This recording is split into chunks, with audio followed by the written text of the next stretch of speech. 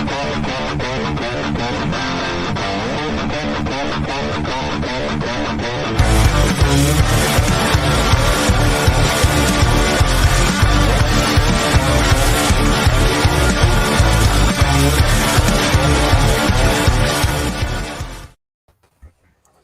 hello, hello.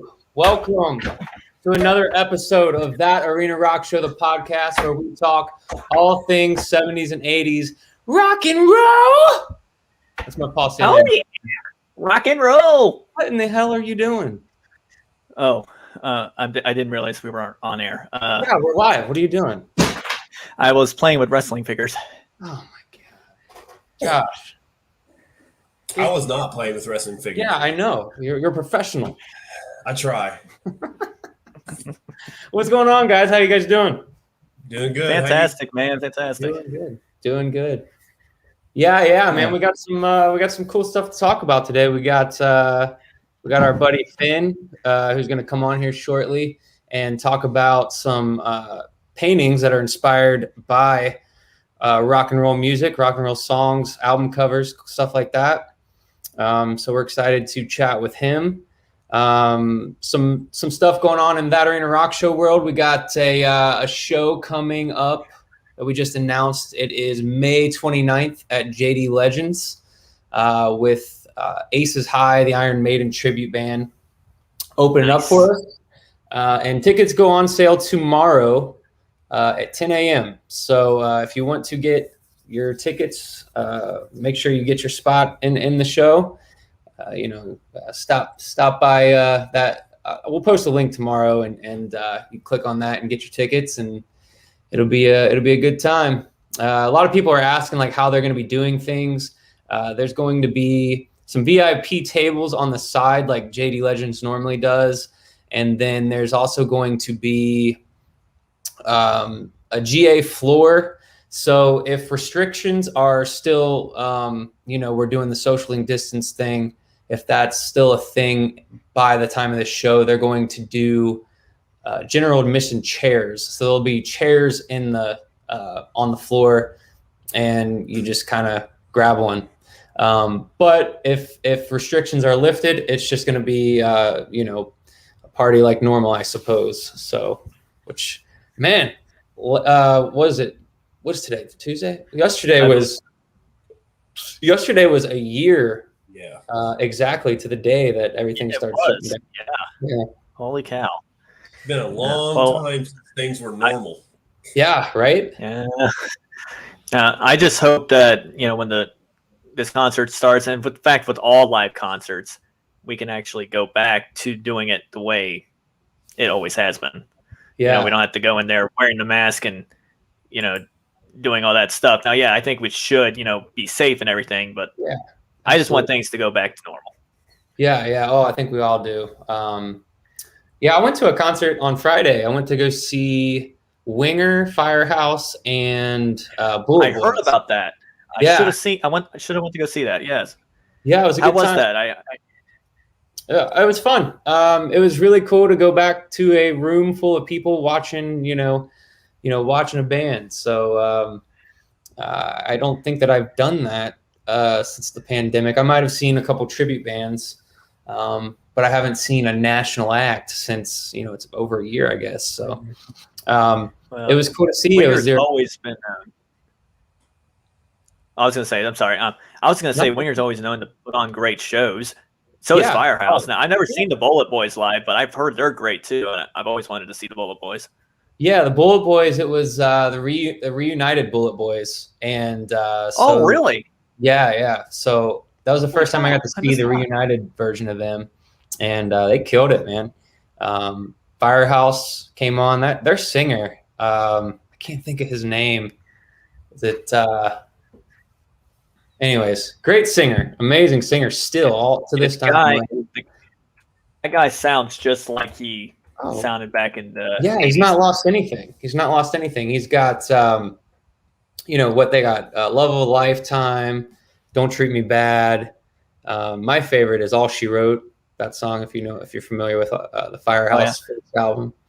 I think my favorite song is probably Reach for the Sky, next to Great song. Rock on the Radio, which if I'm not mistaken, you guys did a little intro to that. We did, back when you guys were starting. Yeah, that was that's a while ago. Yeah, CJ Snare, that's it. CJ Snare is the name of the singer for Firehouse. Amazing singer, still to this day.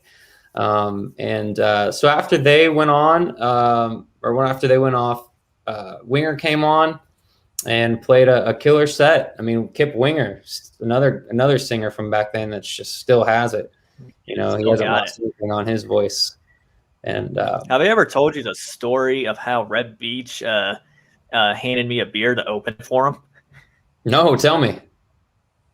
I was stuck in between these amps. This was at this place called The Venue. I'm guessing that's what it was called. It was like this bar. The Guns N' Roses tribute band opened up. I think you know those guys. Pretty cool guys. Mm-hmm.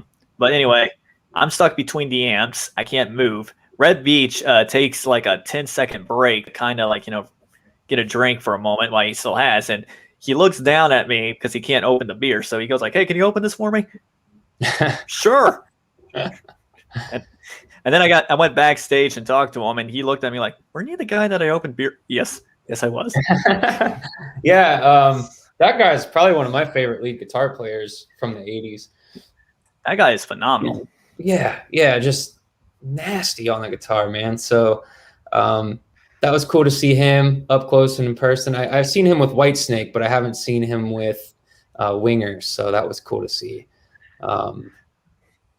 So yeah, it was a great time. I keep on forgetting that he's in Whitesnake. In a room full of people, masks and socially distanced or not, it was a lot of fun to be back around people and enjoying, a live show again with, fellow rockers. So, I believe it.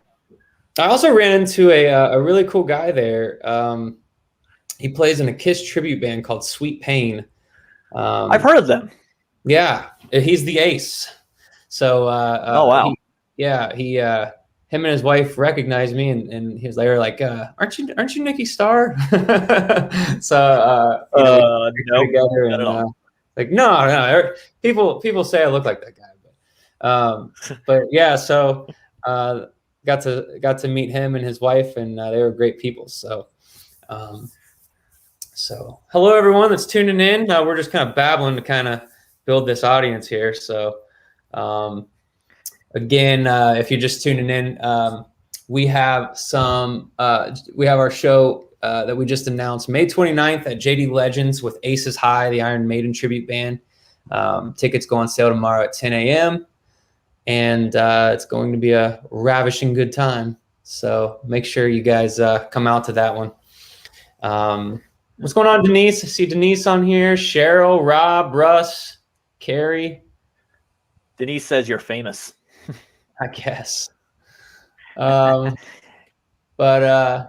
yeah, so another cool thing we got something cool coming up with Denise is we are doing these private acoustic shows. So basically what we do is we get the band together and we do a 45-minute acoustic show over StreamYard just for you and your, whoever's at your house or whatever. We can pop you on kind of like this, and the band plays in one screen and you're on the other, and we can communicate. And Vicky and Russ did one with us recently, and Denise is doing one with us this weekend, which is going to be really cool. We didn't really know what to expect when we first did them, and we had a lot of fun when we did it the last time. So we're looking forward to doing it again. And so if you are interested in something like that, hit up our website, thatarenarockshow.com, and in the news section, there is a link to fill out, what songs you want us to play and all that good stuff. So, but cool. So, what do you got? You guys got anything you guys want to share, or you guys want to get on with it? I guess there's a few things I should share. I've been doing a few live interviews on my individual podcast from Rockin' with Seabass. Mm-hmm. Just got done interviewing T-Bone.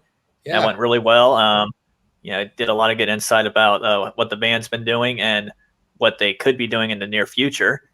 I also must hint out that this Friday, I will be interviewing some guy with long black hair. I don't really know much, but I hear he's pretty cool. I'm talking about Nikki Starr here. Yeah. But I will be interviewing him, and that's pretty much all I got for now. What about you, Josh? What's your page that you do those on? Was it Rockin' with Seabass? Oh, yes, it's Rockin' with Seabass, Rockin or En. Sorry, that's how I spell it. Don't ask. Fancy. Fancy. I know, right? I like to be fancy. What about you, Josh? Tomorrow, me and my buddy Chuck are interviewing Just Incredible at 7:00, right here on The Buzz. He's an ECW. I don't know if he's in the Hall of Fame, but he's a former ECW champion. So we're interviewing him. We're going to talk about his career in ECW and WWE, and he's going to give his pretty controversial takes on today's current product. So it's going to be interesting. But that's it should be interesting. I'd like to watch that. Yeah, I remember just. And what time is that again, Josh? Right? Yep. Yeah. What time was that again, Josh? 7:00. 7:00. Okay. You can find it on the Buzz's Facebook page or their Twitter or YouTube. Cool. Awesome. Well, we look forward to that one. Dorian, there's really not much to talk about. Dragon, whatever that means. Oh, in the corner. Yeah, at first I was like, what do they see that I don't? There's a dragon. There's a dragon in our podcast, Nikki. We never knew. I had no idea. There's a dragon. There's an axe. There's some. Hey, what the hell's on your wall? Some forks or something? What? My thing. The background of that's a Motley Crue clock in the middle, and then on the left and right is the Striper sticks and I think Winger or LA Gun sticks. I can't remember. Oh, no, Night Ranger sticks. That's what they were. Awesome. That's what I got. But what can I say? Well, cool. Let's bring on our guest. So Finn is known for doing. Well, first there he is, Finn the Magnificent. Welcome, Finn. Hey, let me adjust my camera here for you so you can He's loading. There you go. My full loading, the full magnitude of my head. So there you go. Outstanding. Beautiful. We good to go? You got me. This is my main studio for tax purposes. It's one of 4 that I have in my house. But I would tell you that your guys' intro was perfect enough for me to get a guest to settle perfectly as we were on St. Patrick's Day Eve. So sláinte and toast to you guys for having me on. Thank you very much. Yeah. Thanks for joining us. But I was listening to the beginning of the show, and I'm going to tell you, it's kind of funny because you're talking about Winger and Firehouse and was it Bullet Boys? Is that right? Yeah. And having seen those guys the first time around when, before it was a reunion show, I would tell you anybody that has seen those bands first run is immune to COVID, because if you got through any of those shows, you got nothing to worry about. I'm going to tell you right now. Go ahead. Oh, no, I was going to say, so one of the things that you have done in your history of working with music or music business is you worked at Bogarts in Cincinnati. You were the GM, is that right? Twice, yeah. Actually, from 89 to 91, it was my first real job. Then I went into radio to get an unreal job, and then I came back in 2014 and did 5 more years. So 7 years total, but over 2 completely different generations, back when music was awesome and then when it sucked out loud. Yeah.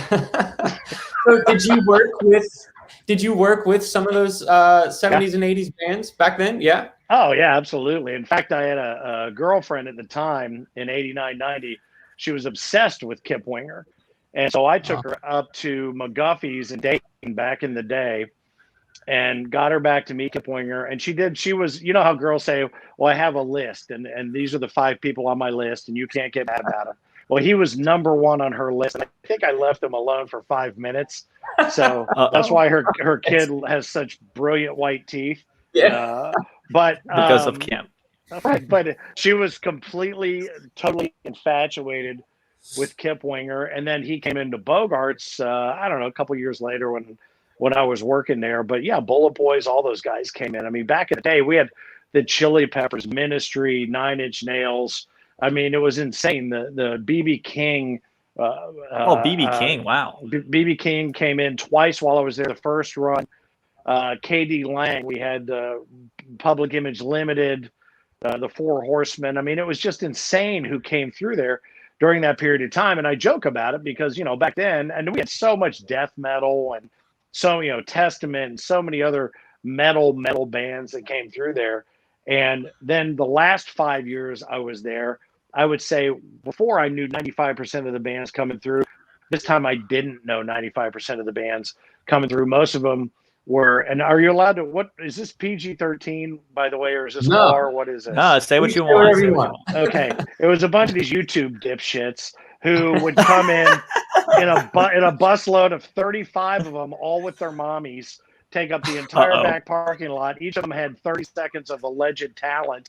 And it would sell the place out. And then we'd have a band like The Darkness come in and do 350 people. And it just irritated me. And it was finally the reason that I said I had had enough. But I will tell you one quick story, because you may or may not be familiar with a band called Skid Row and a fellow named Sebastian Bach. Yeah. But I heard about that guy. Yeah. They came in and did a show. They were out opening for Guns N' Roses. And we had them for a one-off show. Total coincidence. But, I mean, it was sold out, people around the block. If you had taken a picture from above with a drone, it would have looked like an anthill with honey poured on it before the show. They come in, the after show happens. Sebastian is up in the balcony. They want a bottle of Jack Daniels or some bourbon, Jim Beam, whatever for him. I said to the record label rep, and this is again 1990-ish. I said, I cannot give him a bottle of booze. He's not 21. He goes, you give it to me. Don't worry about what happens to it after that. So I said, all right, fair enough. I can certainly skirt that responsibility. So I gave it to Tommy, who was with the record label, and then he goes over and hands it to Sebastian. And the next thing that happened is something that lived in my head for almost 30 years. And it wasn't until Sebastian Bach came back the next time I was at Bogarts, 2017. He was walking off stage. He did the solo show and he walked off stage. I went and said, hey. I said, hey, man. I said, it's nice to see you again. I was here when you were here in 1990-ish or whatever.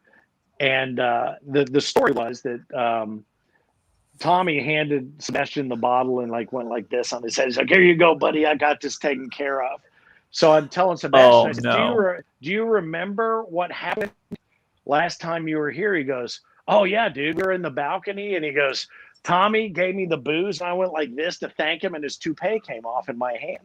And I said, oh, no. I have been telling that story since that day, and I kind of felt like it was O.J. Simpson. Like I had told it to myself enough that it was true, but it was true, and he validated it some 25, 30 years later. He pulled that guy's toupee off. This guy was in his early 30s, never saw him again, ever. Pulled his toupee off.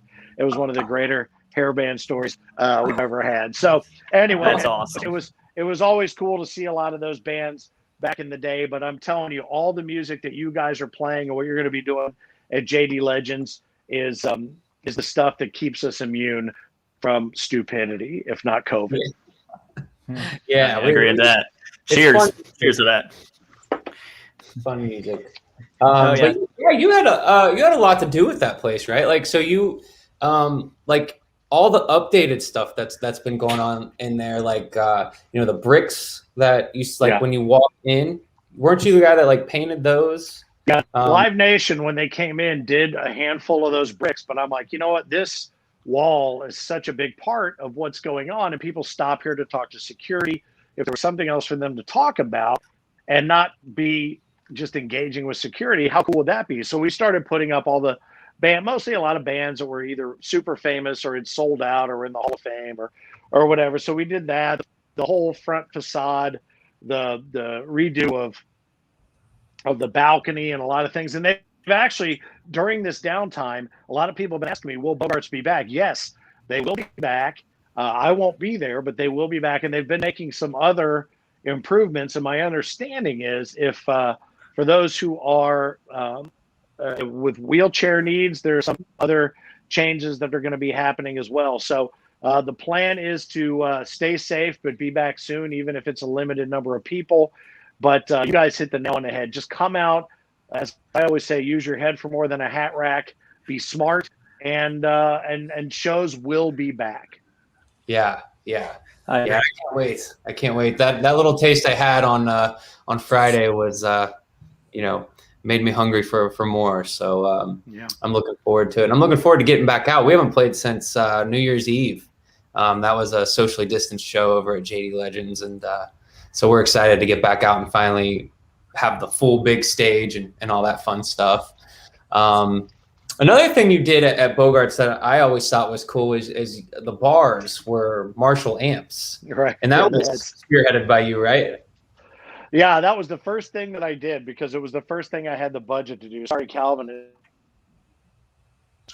Stick his head into the chair. He's a camera hog. Hey, this lens is only big enough for one of us, our giant heads, pal. But serious doggy. No, but I did the. I looked back at the bars. I thought, if you were on stage, what would be the coolest thing when you were sound checking? Because once everything, it gets full, you're not going to see it.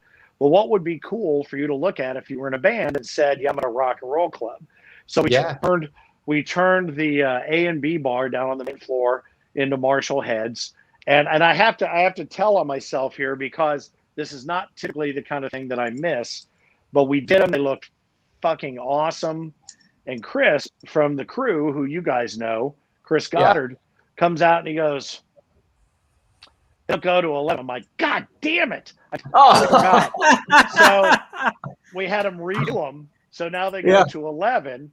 Yeah. And I put down on the little on switch, the red on switch, I put bicycle or street reflectors. So there's a light shining on it. So there's a red glow. That's just a little nuance, but a little red glow to make them look like they're on. So that was what we did. The people have taken that idea and run with it. Since then, I can't think of any of them off the top of my head other than one of the other three heads I'm sharing this screen with. But I would tell you there's no reason not to, because I have a Marshall refrigerator for all my beers. Yeah, there's just nothing that isn't cool about that brand. Exactly. It was so perfect, and I loved what, like you said, being at sound check, you'd look off, you'd see that, and I was like, that is the coolest thing. If I ever get to build a bar in my basement, that's what I'm doing, and you helped me out with that. So nice. I got that going, so that was cool. I would tell you the other thing, the sound panels, which were those big red cloth panels over the years.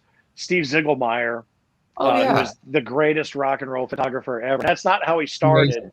But he just became the guy. A few years of Rock on the Range, and he got it. He fucking gets it. He knows how to frame a picture, how to shoot a picture, and then how to post-produce the picture. And he allowed me to use his photos of bands and individuals who had been at Bogarts over the years to make those big. Those are acoustic panels. That's all printed on cloth for acoustics. That's awesome. And so that is sort of a living gallery to his expertise.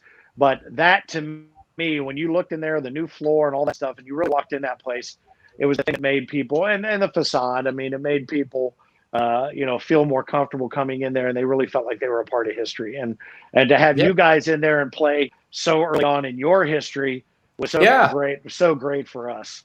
Yeah. No, I don't know if people know this or not, but I had to bug the crap out of you and Weston, and you finally got us in, and you guys were a big reason to why our band's successful. You didn't have to bug me, mister. You didn't have to bug me. I knew. I just had to make sure that he called you guys. That's true. Back. And I knew. Yeah, I remember when we posted like the first picture, announcing kind of that Arena Rock show was going to be a thing, and I think you were the first person to comment on it. And no question. I can't remember exactly what you said, but it was positive, and it's cool that it's turned into what it's turned into, and. You guys, I mean, clearly you guys have captured the spirit that is long since gone and will never, and sadly, it's never going to come back. I mean, I didn't even watch the alleged Grammys the other night and then I saw Wolfie and some other people talking about just how, short shrifted Eddie Van Halen was. And I thought, And I know I sound like the old guy screaming at the clouds, but it's just not the same. So the energy that you've captured, and the good thing is it's not just people as old as me. I'm ancient, but my daughter is now 19 years old. She's into all of that stuff. And so she'll play a song for me and I'll go, that's awesome. Now let me show you where that song came from. And so then I play something for her and we do that. And she goes, God, you could do this forever. I said, yeah, because there are no new ideas, just good memories. So everything comes from somewhere. So you have captured a vibe and a spirit, I think, that people will always want to have as part of the party, whether they're indoors, outdoors, or in their backyard pitching cornhole. Yeah. Yeah. Work for hire. We'll play your backyard too. Hell yeah. Speaking of vibes that you've mentioned, with the magic that the Arena Rock Show has created, you're obviously, into artwork a lot. I've seen your page. You're really good. What inspires you to get into all that? Well, honestly, I've been painting and drawing since I was a little kid, but it was always just a hobby. And I went to school out of high school to be an architect, and I went to Miami University into their architecture school because I thought I was going to be an architect. And I'll be honest with you, the whole reason for that was the Brady Bunch. Oh, good show. If you watch the Brady Bunch, you saw, Mike was an architect, and he worked from home sometimes, and he built models on his desk at home. And I'm like, how cool would that be, just to build models and draw all the time? And then the first time I had to build a model in class my freshman year, I'm like, fuck you, Mike Brady, this sucks. This is hard to do. I don't like it. I would rather be riding roller coasters at Kings Island and losing your plans. Those are old guy references. But I moved to communications because I would rather present my project than do my project, and started at 97X up there. But I've always painted or drawn or done something. And a couple years ago, when I left Bogarts in 2019, I said, well, I'm going to give myself until my birthday to get back into the full-time job market. Well, my birthday, March 10th, a year ago, the whole world went to hell in a handbasket on March 10th and a half. So I didn't know what to do. So I started painting again. Like, does anybody want music-based stuff? I've had this Colorverse idea for years. And so I just decided to do it. And music-based painting and Coververse, which is a part of the Colorverse, which are the album covers. And I think you guys posted the Beastie Boys in Boston and a Rush cover and some things I did. That's fun to do, but I really enjoy, and what I'm doing right behind me here, I don't know if you can see it, is interpretive stuff. And this is a piece for someone who's a friend of mine for her parents' wedding anniversary. Is Bridge Over Troubled Water. Let me see if you can. Oh wow! If you can kind of see where that's coming along, but I had to take a break from. I can kind of see that. Yeah, well, I like to, if you get up close to it, you can really see it. But I had to stop listening to. I listened to the song about. That's what I do. I listen to the song You Tell Me. You want me to interpret over and over and over and over again until I get the painting, until I'm done. And this song made me want to throw myself off the bridge over troubled water. So I had to take a break. So but that's what it's all about. It's all about music. It's all about inspiration coming from music, and the covers. The Beastie Boys cover was a great one for me. That was a big part of my mid 80s. And it's just, and I don't use any brushes. It's all palette knives. So that's why Bob Ross is my patron saint. This is a Bob Ross sweatshirt that I paint in, and I rub all my stuff. I shouldn't say rub my stuff off on, but you know what I mean. I seen a quote on your website that said, I paint with everything I can find except a brush. It's more fun that way. So what do you paint with? Like, well, here, I'll show you. This is, I don't know if you'll be able to see all this, but this is sort of so I'll use palette knives, model heads, pieces of cardboard, these little mailers, things that you get in the mail. These are great. These little plastic things are great. What else? Oh, pickle lids. If I need a pickle lids. Pickle jar. How does lids. That? Oh wait. Oh, pickle with the circle. Okay, I got you. So if I need a circle, I've got but all sorts of different size circles and Q-tips, a lot of Q-tips, but no brushes. I won't use any brushes because to me that's cheating. So, just kind of wondering about that. How is that kind of cheating from your perspective? The using the brushes, to me, it confines you to what a brush is capable of. And you know, it's funny because if I need a circle, I can't paint a circle, but I've got a Charles Chips can lid that's a perfect circle, so I'll just pop that up and I'll do my thing, and then I just work off of it. But I mean, I have all, you know, just different, you know, just palette knife sizes and everything, and I'll show you this very quickly, but that's my all my Bob Ross Funko Pops and Oh, that's cool. That's awesome. Deadpool I see. is Yeah, is Bob stuff right Ross there. and all that stuff. So that's really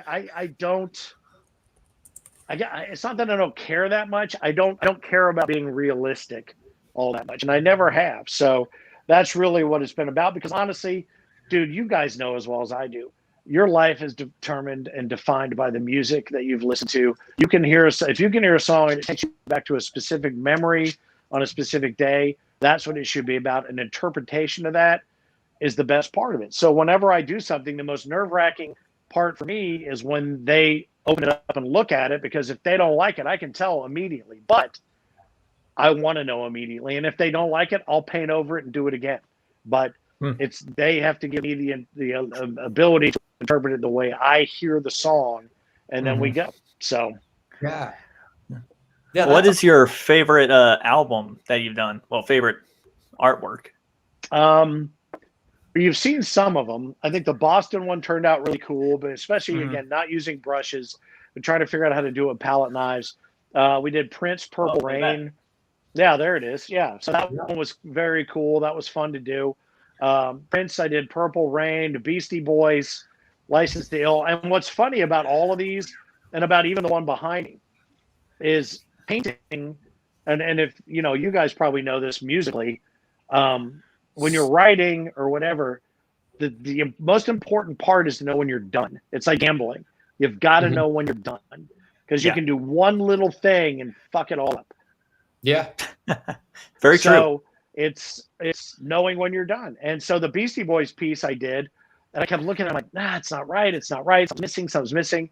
And I went, there was one point where I went whoop, whoop, whoop, whoop, with some silver, and I went up and down and then a little bit of a black line. I'm like, okay, it's done. It's right. So that's those are the ones that I love. The Rush piece that I think I sent you was cool because it has the Starman in there, but it has the Fly By Night Owl in there. Yeah. And these aren't, and I'm not, look, trust me, the guys that did the original artwork are geniuses. I'm not trying to rip any of them off. I'm just trying to interpret that stuff for people who are fans of those bands. And if somebody would ever sue me and say that's too close or that's this or that, I would set it on fire. That's fine. I'm not trying to rip anybody off. I'm trying to show you what a fan I am of what you've done. So absolutely. So these ones are cover verses. Yeah, I just noticed that when you said that. And you know what's funny about that one, the Zeppelin one, that's all that whole thing is done with sponges. So that was all sponges. That's all sponges. Sponges. But do you see on the top of the blimp those hard lines that are kind of laid in there? Yeah. Those were done with a card like this from that I got in the mail. I bent it, put it in black paint, touched it to the canvas, and that was it. It wasn't this card, which was Spectrum. It was AARP, which was so great. So that's awesome. So those are the cover verses, but so you basically just take an album and kind of recreate it with a painting, which I think is just freaking awesome. Right. These I am so impressed by are these, like, this is the color verse, right? Yeah. And that is taking a song, that's Twisted Transistor by Korn. Oh, okay. And that's right. I didn't tell you what they were when I sent them to you, but the whole point is, if you look, every one of the lines is something of an antenna from a transistor, but the dark spot in the middle, no matter which way you turn it, it's a music note. So Gotcha. The center yeah. of it Like, is a black hole, but a music note using a transistor antenna. And then all 4 quadrants were the color palette that the person that asked me to do it was a fan of. So that is amazing. That's the other thing that I try to do, is so that I sign them in all 4 corners. So no matter which way you want to hang it on any given day, it's still a realized painting. Yeah, that one is real. That might be my favorite one that you've done. That's beautiful. Thanks, man. I appreciate that. So when someone comes to you with the song, and they hit you up, and maybe you tell them, or they tell you what colors they want you to use and that sort of a thing. Like where do you start with that? Do you just start painting, or do you kind of like have an idea and you're like, okay, I'm going to do this? No, actually, hang on one second. I'll show you what I do. Ultimately, is I have a notebook, and I sit and I kind of write out, what it is they're asking for, and then I listen to the song over and over again, and I start sketching, and I just start thinking about colors. I listen for keywords and different things, and then I start kind of figuring out in my head where I want it to be. And then there's a point where you just have to go, I got to put paint on canvas. And this one here, I started this one today. I spent about 5 hours on it. It's still all over me. Yeah. And I see the I'll be honest with you, I was scared shitless of this. And I'm like, if I don't unwrap the canvas and I don't start this, I'm never going to finish it. So I just went in and did it. And that's really what it's been. It's more about lyrical content. Now, I would say, I don't want it to be too obvious. Like if you looked at Twisted Transistor, you wouldn't immediately go, oh, it's a transistor radio, blah, blah, blah. There was one that I did, and this never fails. And anybody that's watching, if you ever decide that you're going to do something that is going to be open to public interpretation, count on this happening. One of the first people that came to me was a guy who said, I really want to do this song for my wife. It means a lot to her when she runs. And that was maybe the third one I did. And it was Clocks by Coldplay.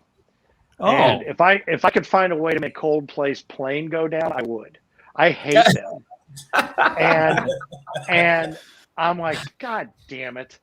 Really? So now I have to listen to this song over and over and over until I finish this. It was the most satisfying thing. It was the smartest thing I ever did. I listened to that song, and that painting had no clocks in it, no nothing. It was about what it meant to her and the color palette I got to choose, and they loved it. They framed it, put a pin spot on it in their house, and I told them, I said, you're killing me, Smalls. I hate this band, but it didn't matter. And there was one couple that she gave, and there's been a lot of songs I didn't know, and there was one where a young lady asked me to do one for her as an anniversary song. So they had a piece that was, I don't know, about this big. But what I decided to do was about them, being together.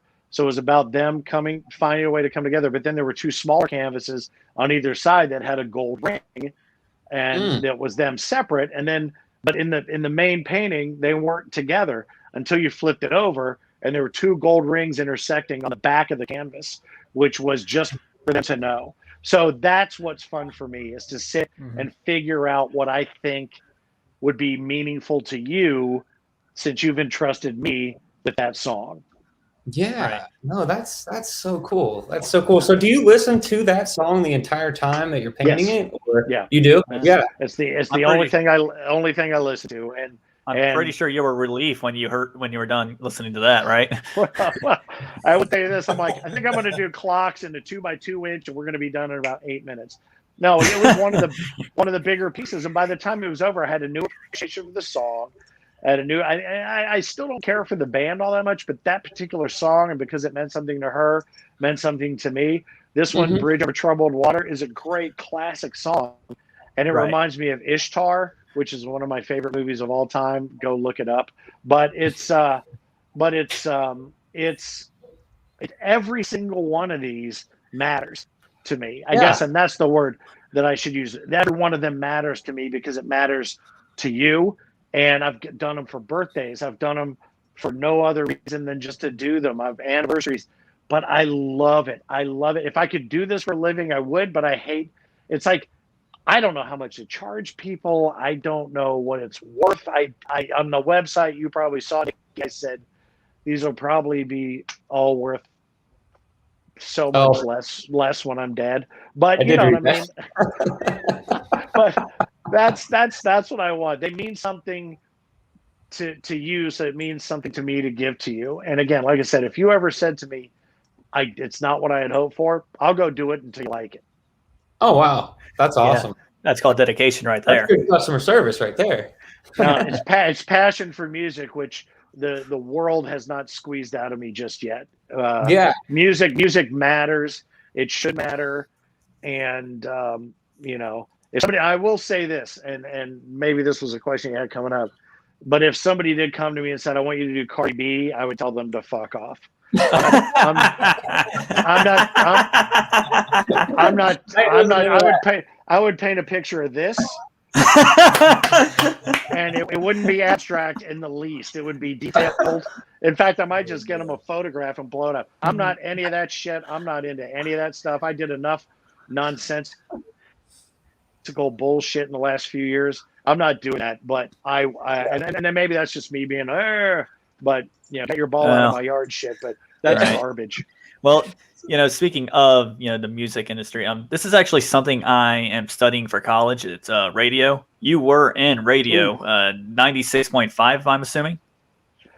Well, I started 97X back in the mid 97X. Okay, yeah. The future of rock and roll, Bang from Rain Man. That's where I did the first 2 years. And then I did EBN for years. Oh wow. As Dolphin on the Dawn Patrol. Then I went to Atlanta and shortened it to Finn because I just got tired of explaining the stupid nickname Dolphin. And then I came back to 96 Rock and kept it as Finn. Some people would think I was Irish, which, you know, clearly I am. So I've done radio for 25 years, but and so you say you're studying radio as a career or as a history or what? It's my major, and yeah, it is basically a career for now. But are you talking about internet radio or podcast? Or what? I mean, because terrestrial radio, I'm going to tell you right now, in 10 years, I would say mainly internet radio, because that's what my school's doing. It's what I've been introduced to. So yeah, mainly internet radio and podcasting, because that's what I've been doing right now. So stuff like that. Well, and I would tell you this. I mean, because Gamble and I, we did mornings together on 96 Rock for years. Now we're doing Larger Than Live, which is fun. We do that Monday nights. We do a little extra editions and shit that we put over on YouTube, which is fun because it's a way for us just to get together and laugh and talk shit. We have monetized it a little bit. We're going to do opening day down at the Moorline Lager House from noon until, well, it's funny because yesterday on the show I said from noon till first piss. And he's like, "You mean first pitch?" I'm like, "Not till I have to piss." So I'm gone about 1:15. You can finish the show. But so it was. But we're doing that, and I think that's the key. If you can figure out a way to do that and make yourself different and monetize, because I think podcasting right now is in the same arena that cable TV was. When cable first came on, it was great. You had so many channels, no commercials, and then everybody had a channel. It's like, how do you step out? How do you make yourself different? And the way we've tried to do it is by proving to people that we just don't give a shit. And don't give a crap. If you can figure that out, because I told kids even when they came into the EBN studio in the 90s when I was doing middays, they would say, you know, "I want to get into radio. What advice do you have?" And I said, "Go to med school." Go to med school. You know, and that was in the 90s. But I mean, honestly, there is something to be said, and you guys know this as well as I do, because when people go out to support local bands and call you for free tickets, if it's free, it's for me. So as long as there is free radio, it will survive. But figure out a way to make yourself different. You don't have to be addicted to do it. That's the way we've chosen, but you don't have to do that. But I'm just saying, figure out that way that's going to make you different, because there are so many. Joe Rogan and all these guys have these huge podcasts. How are you going to compete with that? I don't know. I don't know. Yeah, but anyway. One thing I always try to work on is try to be the next me, not the next whoever DJ I like to listen to. Because I hear a lot of students say that, and I'm like, that's cool that you had that inspiration, but you should work on being you. Well, think about this, and you guys, grew up listening to EBN, probably mostly maybe in the 90s, but how many big boss jocks, big boss radio jocks did EBN have with the big booming voice? How many? None. Nobody. Not really. No. Jay Gilbert is a goof. Fingers has a good radio voice and a laugh. Bob, the producer, is a tool. I'm a dork. None of us had big radio voices, but we were just being ourselves. And I think we are running out of that. People have got to just be themselves. And I think, it's funny, especially when you think about that Arena Rock show, you guys are getting up, and what I love about it is you get up and you are true to the songs and to the music, but you are still each your own character within there. So Nikki is pulling a little Ace Frehley, a little this, a little that, whatever, but you're still true to yourselves to present something that you love and something that you care about. And that still matters. I swear to God, it still matters. Don't become a cookie cutter. Right. Yeah. Don't do no cookie cutter crap. Hey, cookie cutter. Well, jumping back to the color verse, I wanted to pop up a couple of the ones that you sent us, and I just kind of wanted to get your thoughts on it and what inspired it and what you were thinking, or where these ideas came from and stuff like that. Okay. Sure. So here's one. It's a bunch of. I'll let you explain it. That one was In This Moment, Maria Brink, and I think the song was In the Flames. Okay. And nice. The song is all about darkness surrounding you, but still there being that fire and whatnot that gets you out. And I can't honestly tell you that I remember all the lyrics, but I do remember thinking it was important that something showed through all of the darkness and even all of the hot flame. And when I was done with it, I looked at that single white line emanating through, and I was even kind of surprised at how the paint reacted and how it seemed to glow from the inside out. And that was one of those where I knew I was done. And that's one of the most well-received pieces I've ever done, which is I sent it to you, but it was one that surprised me because when I first started, it was so much darker. And then that spot of light kind of really sold the idea of the song and for the person who contracted me to do it. And I really dig that piece because it's rough, but yes, it has, in spite of being rough, it has a soul, if you will. It's beautiful. I love one of the things I love that you do is these little lines that are scratches. I think that's. Well, I appreciate that. There's a lot of vertical and horizontal lines, and there's a lot of crosses. And I'm not a religious guy, but there is something about the cross that if you use it correctly in different colors, it creates depth. And there are some paintings where I'm looking at them it's just flat, it's flat, it's flat. And then I start dropping crosses in different colors and it brings depth and dimension. And honestly, it surprises me. I'm as surprised when these are done. People say, I can't wait to see it. And my answer is always the same. I can't either.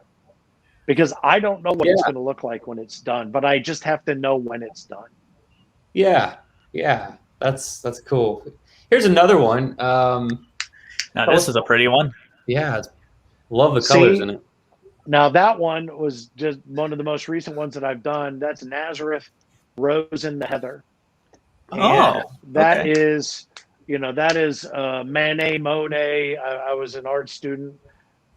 So if you can layer in the colors and you look at the dark and the light, I looked at a field of heather and it had that. I always thought heather was just dried out, long brown grass that was in the British Open. But I realized that it's a flowering plant that's purple and it has darkness and green and things like that. But if you look down in I guess that would be the lower left-hand third, there's a very, very, very, very small touch of red. I see that right there. Yeah, that's the rose and the heather. And I really wanted that to be, I dripped, I used a lot of paint that I put up the top and then I let it drip to the bottom on the blue background. And then I came in and punched up the green and the purples and the whites to give some dimension. But again, that was another one of those as I was doing it, I'm like, I don't feel it. I don't feel it. I don't feel it.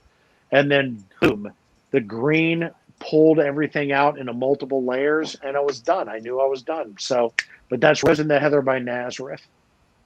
Yeah, that's really Wow. cool. Beautiful, beautiful. Here's I another. appreciate that. This one right here might be my second favorite. I'm not sure what it is, but I think That looks like a radio wave in the middle.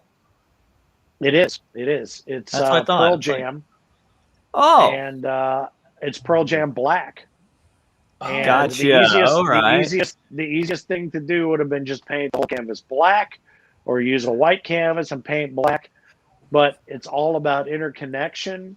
It's all about the filtering in his voice, and that's a sound wave bounced in there. And what the great part is, no matter how dark that canvas is in any particular part of it, there's no black. I didn't use any black. So that's me. That's the thing that I know that I did or did not do. I didn't use any black. Everything that's dark is created by other colors. And that was one where it wasn't until I did the radio wave, because the circles were in there and the interconnectivity was there. And it wasn't until I put the radio wave and the vocal wave in there that I felt like it was done. Yeah, dude, that is so cool. I think this one's going to be my favorite one. I think this one's probably the saddest. And again, in my opinion, the best one. See the blue circle? That's hang on, I'll show you. Hang on. That was hang on. What was this? The Charles Chips can lid. Oh wow. That's awesome. I got this piece of tape on the back so that I can hold it and come in and do the paint. And then the other circles that are on there are just those different size lids that I showed you before. So, wow. But that's how it happens. And if it does, like I said, if it doesn't happen or it doesn't mean something to the person that I did it for, I'll do it again. I want you to be happy with it when you get it. Yeah, I love that. I love that it's just like everything that you do is like is unique. And especially because it's to a song like that, that is just so cool. But one of the things I was going to ask you was, like, what was the most special thing that, like, either you painted for someone or someone had you paint for them? I remember reading a story about the guitar one, and we have that here. Yeah. I don't know if this would be that most special story for you or not, but I would tell you there's two. This is one of them because it's completely out of my wheelhouse, because it's abstract, but it's still realism. Yeah. There's one that I did that I didn't send you, but it was my mom. I was talking to my mom. She had just put her golden retriever down. And while I was talking to her, I had a picture that my sister sent to me of my mom's dog. And she had kind of jacked up teeth in the front and whatever. But there were certain things about her face of a golden retriever that were specifically her. So I was on the phone with my mom, and I just had a canvas board. It wasn't even a canvas. It was just a board, whatever. And while I was talking to her over the course of the hour with some Q-tips, I was talking to her painting her dog's face with the Q-tips. And when we got done talking, I was done with the painting. I dried it and I mailed it to her. So that to me is the most special one, because it holds a place in her home and it reminds her of her dog. Now, the one that you just put up on screen, a friend of mine, and you guys probably know Denny Blake, but he is a local record guy, and he's friends with a guy named Binky Phillips, who is a renowned guitar player in the Northeastern scene, guy that played with a band who he was recruited for years, by Iggy and the Stooges to come play, but he never did. So his band, but he has this, I think this is I want to say a 57 Starburst and Les Paul Starburst. And you can see, the Starburst is completely, he's worn it out. So you can look to the right. That's the actual guitar. But I know when you guys can tell me, a guitar player's perception of a guitar, it's all about the measurements. It's all about the proportion. And so when he asked me to do this, I'm like, dude, I don't know if I can fucking do this, to be honest with you. It's a little much. So I went in and I measured it out. It took me longer to measure it out than it did to paint it. So the registration marks of where I measured it out are still in the painting. You can Those little cross lines. see them on the points Oh yeah, of the guitar. on the left there. Those are registration marks of measurement to try to get it as close to his guitar as I could. And when I gave it to him to send to Binky for his birthday, the next picture I got back was Binky standing in his house, his new house, with it hanging in his front entryway, standing with that guitar in his hand. And that was pretty fucking awesome. That's priceless, dude. That is so cool. That is awesome. But every one that I do surprises me. And like I said, every single one scares the shit out of me, but that's good because that means I care. And the minute it doesn't scare me, I'm just cranking them out. Because everybody says, why don't you do multiple Boston covers? Why don't you do multiple? I'm not. I'm doing one. That's it. When you get it, you get it. That's the only one I'm doing. I'm not doing any more. Recreate any of them. No. Oh, that's awesome. It's not mine to begin with. I won't do another of that Rush cover. I won't do. I mean, I might do that again, but it won't look anything like that. Right. So, it won't be exact. Yeah. Right. No, that's so cool. That is so cool. And so we actually just we worked on kind of a project together. We are kind of had this concept. We being that Arena Rock Show had a concept of coming up with a mascot, and Finn here is really good at drawing like cartoon type characters. So, and that's kind of the idea I wanted, right? So, so I pitched the idea to him, and he came back with something that I think is freaking awesome. So this is it in its, I guess, rawest form, maybe. It's infancy, yes. It's infancy. Yeah. Eventually, we might color him in. We might, do something else, do something to it. But I'm going to bring up the sketches. We're debuting this for the first time. And it'll probably make its debut on our states in some way, shape, or form. But check this out. So this is so we basically wanted like a cartoon 80s rocker kind of guy, like Iron Maiden has for Eddie. So we asked Finn to come up with something that was kind of like an 80s rock dude that could kind of sell what that Arena Rock Show is. So I also kind of cropped this version, which I think is kind of cool, where it's just like his head with the horns coming out and all that. But with the stripes on his face. I don't know if you're getting the same vibe as I am, but he kind of reminds me a little bit of Nikki Sixx in a sort of way. Yeah. That's what I'm seeing. He might have been an inspiration. I can see. He's like, we gotta cover him back up. A little bit. But yeah. So if in fact what Nikki's not telling you is if you look down lower, I drew Heather Locklear hanging off his balls. So really? Yeah. So.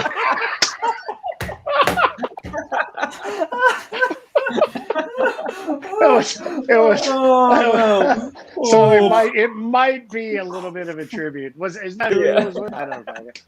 It's Nikki Sixx, Tommy Lee. Oh, I'm sorry, Tommy Lee. My bad. It's all good, man. That's still great, though. Who knows? It was Motley Crue. Yeah, exactly. Motley Crue. Anything happens. I'm sure that no swapping ever happened. Right. That's great. That's great. Yeah, I love doing that guy. Yeah, that was fun. I'll never say that phrase ever again, by the way. Yeah. Oh my gosh. But yeah, so we've kind of been toying around with a name. So actually, I think it'd be kind of cool if you're watching here live, leave a comment with what you think we should name this guy. A couple ideas were I like that idea. Yeah, so my idea was Harry. Harry. H-A-I-R-Y, right? So it's kind of like Eddie, but it's Harry, right? So and then my idea was a little different. Yeah. Tell me go back to the full picture if you can. You go back to the full picture? Yep. If you look down on that's not a cross, that's a T for that Arena Rock Show. So you can play with that all you want. But my idea for him was named Tarzan. Tarsan. So you guys do with what you will. You own him. He belongs to you. But I called him Tarzan. Yeah.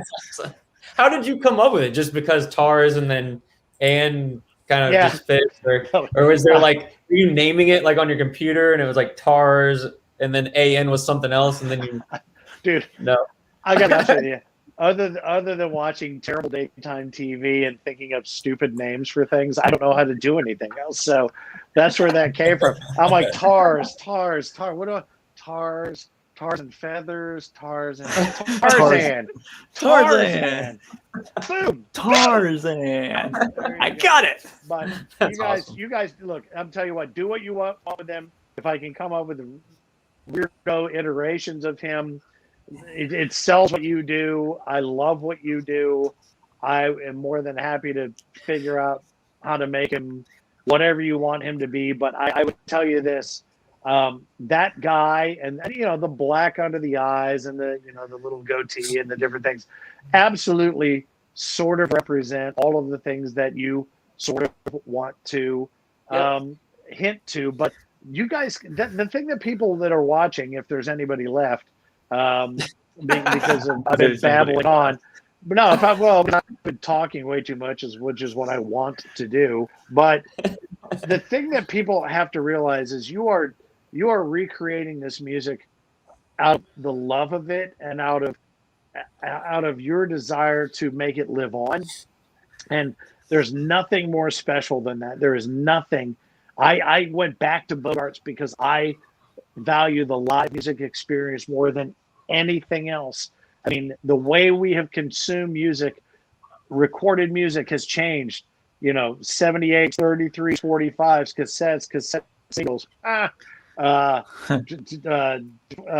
Fucking what was the one thing? It was like the little digital tapes. That was bullshit. That lasted for about 6 months. I mean, downloads and this and that. But the one thing that hasn't changed is live. That is always going to be the connection. And when you talked about Reb Beach asking you to open a beer for him, you'll never, ever, ever not remember that. That will never not be a story that you can tell. And that's what makes a difference. And when you guys get on stage, you might be playing songs people have heard 18 million times. They wanted to hear them 18 million times. And the way you're doing it is fucking spot on. Oh, well, thank you very much. I appreciate that. Spot on. So where can people buy these paintings from you? Well, my website is colorversebyfin.com. Yeah. COLORVERSE by BYFIN 1N fin.com. And you can go read. I wrote the whole website myself. It's just complete nonsense all the way down. Read all the way down to the disclaimer, the legal stuff, where it says all rights reserved. You normally see that. It says all rights reserved, all lefts tend to be a little bit more outgoing. But the entire website is in my voice, and it shows off some of the things I'm most proud of having done, comments from people. And honestly, if somebody said you've completely fucked it up and I hated it and it wasn't worth the money, I would post that review as quickly as I posted any of the others. But I've been lucky that I haven't gotten one of those. And I don't know if it's because people know me and they pretend to like me, but someday somebody is really going to hate me, and I can't wait for that review too. So it is what it is. Day. Colorversebyfin.com. Might do one for them for free. But colorversebyfin.com if you want to go there, and if you have a song, and it doesn't matter the genre except hip hop, Cardi B and all that shit. Fuck all that. I have an idea for a hip hop song, but if you're a fan of Brown, that might be a good one. That's all I'm saying.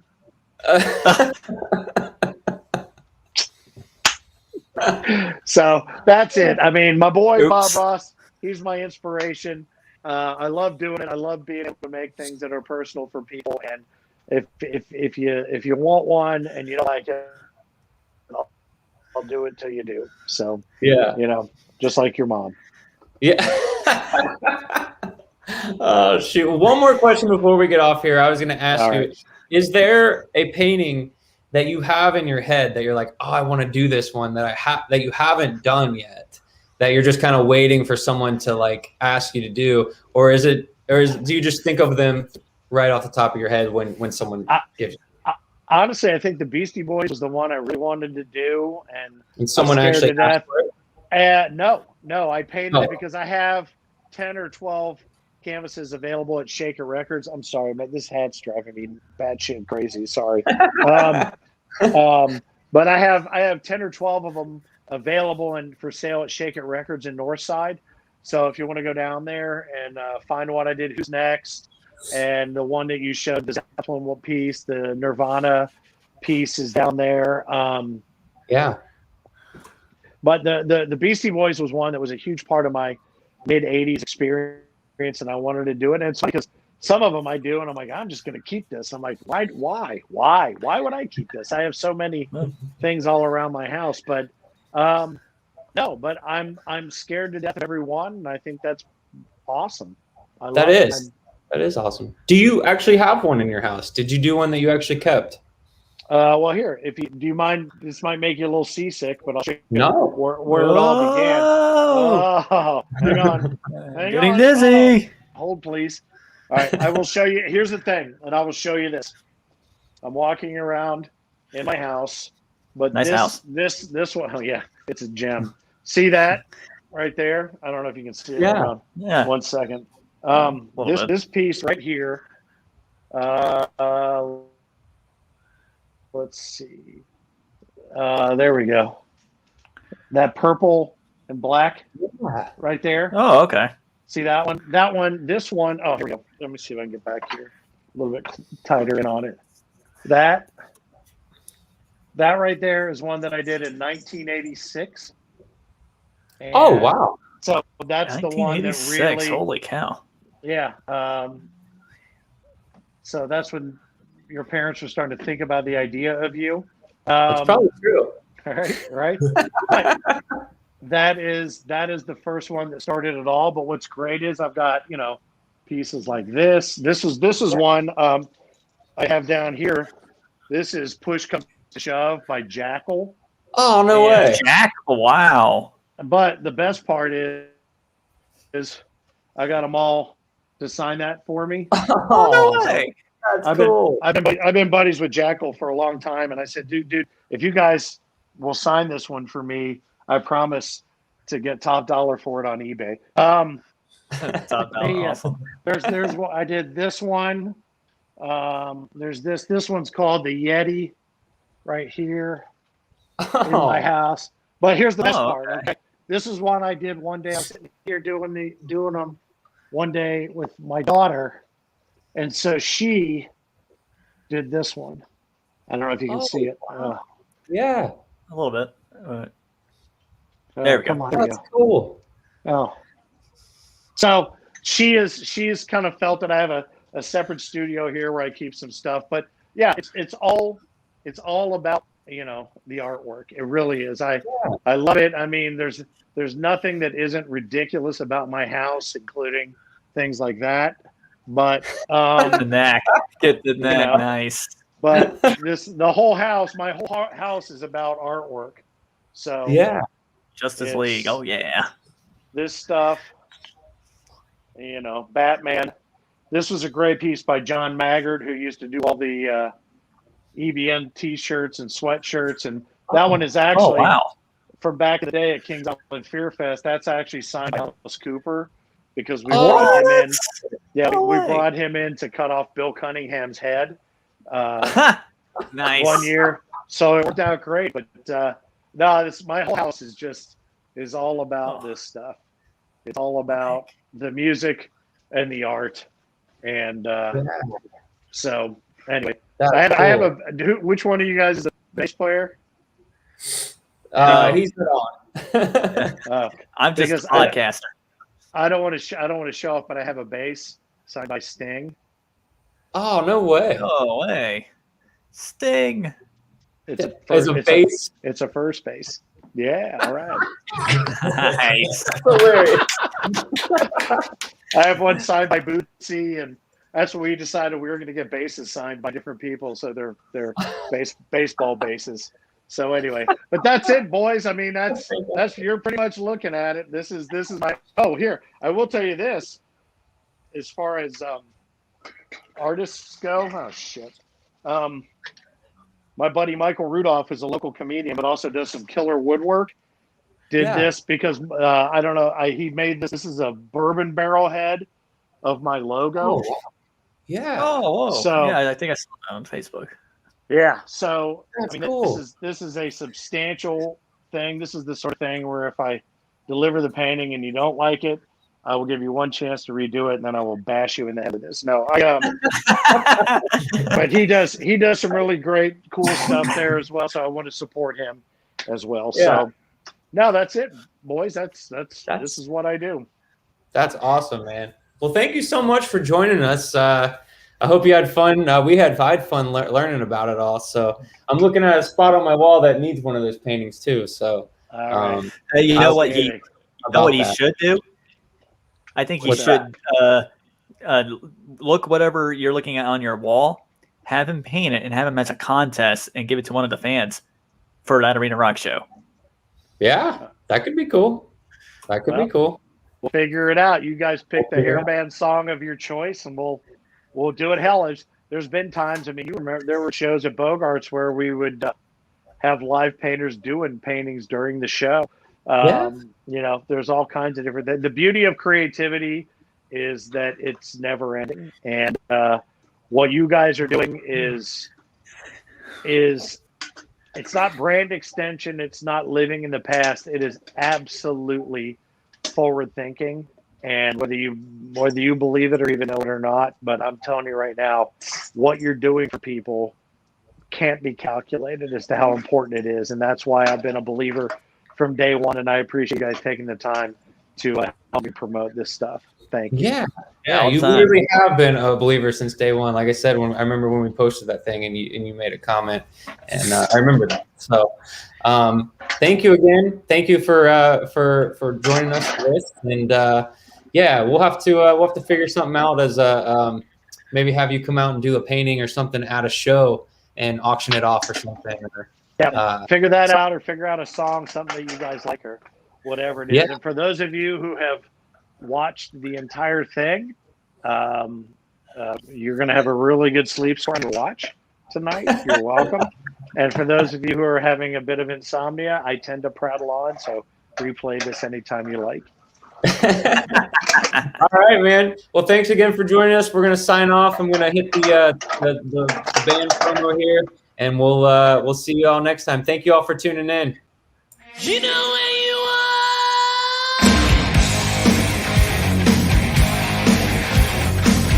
Nothing but a good time.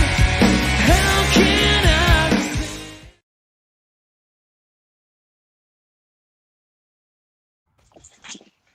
Nice ending to that.